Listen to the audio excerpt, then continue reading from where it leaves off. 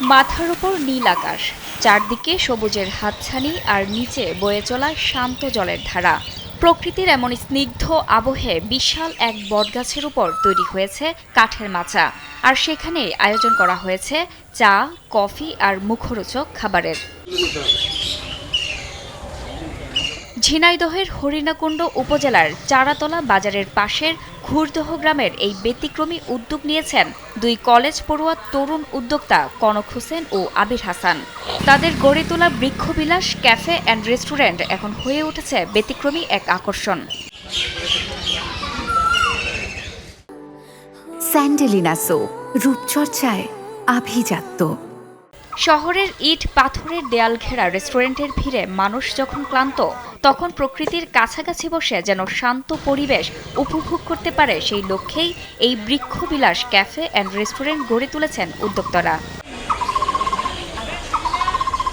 ঢাকা শহরে তো অনেক রেস্টুরেন্টে খেয়েছি আর কি, বুঝছেন। সেখান থেকে যে এখানে এসে যে পরিবেশটা পাচ্ছি আমি, এইটাই আমার কাছে সব থেকে বড় ভালো লাগার বিষয়। অনেক ভালো লাগছে, খোলা আকাশের নিচে কোকিলের সুমধুর সুর, বেশ সব মিলিয়ে অনেক সুন্দর একটা পরিবেশ, খুব ভালো লাগছে। এই যে মাঠ, তারপরে এই যে গাছের উপর একটা ইউনিক মানে এই যে আইডিয়া, যে এই যে রেস্টুরেন্ট, এখানে বসে একটু চা কফি খাওয়া, এইটা মানে একটা অন্যরকম ভালো লাগতেছে। আর বট গাছ বিশেষ করে, মানে একটা বট গাছ তো একটা মানে ঠান্ডা একটা মানে পরিবেশ, পাখি ডাকতেছে, অন্যরকম একটা ফিলিং।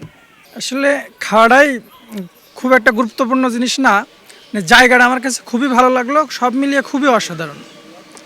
তবে শুধু রেস্টুরেন্টেই থেমে থাকতে চান না কনক হোসেন ও আবির হাসান। সামনে এই জায়গাকে কেন্দ্র করে একটি মিনি পার্ক গড়ে তোলারও স্বপ্ন দেখছেন তরুণ এই দুই উদ্যোক্তা। প্রকৃতি নিয়ে বেছে নেওয়া কারণ আমার প্রকৃতিটা জিনিসটা অনেক ভালো লাগে। আমার যেমন ভালো লাগে, অনেক মানুষ আছে শহর থেকে একটু দূরে এসে প্রকৃতির মাঝে সময় কাটাতে পছন্দ করে। তাদের কথা চিন্তা করে যে প্রকৃতির মাঝে কিছু একটা করবো। এটা ভাবলাম যে ক্যাফে তো অনেকই আছে, আমরা কিছু ইউনিক একটা কিছু করব। ওই জায়গা থেকে দেখলাম যে এই বট গাছের ফ্রেমটা মানে আমাদের মনের মতো, সেই জায়গা থেকে উপরে এটা করা। প্রতিদিনই কৌতূহলী মানুষ ভিড় করছেন এই বৃক্ষবিলাস রেস্টুরেন্টে। কেউ পরিবার নিয়ে, কেউ বা বন্ধুদের সাথে। সবাই খুঁজছেন একটু ভিন্নতা, একটু প্রশান্তির সময়। শহরের কোলাহল থেকে দূরে এমন পরিবেশ অনেককেই টানছেন এখানে। জান্নাতুল ফেরদৌস, কালবেলা।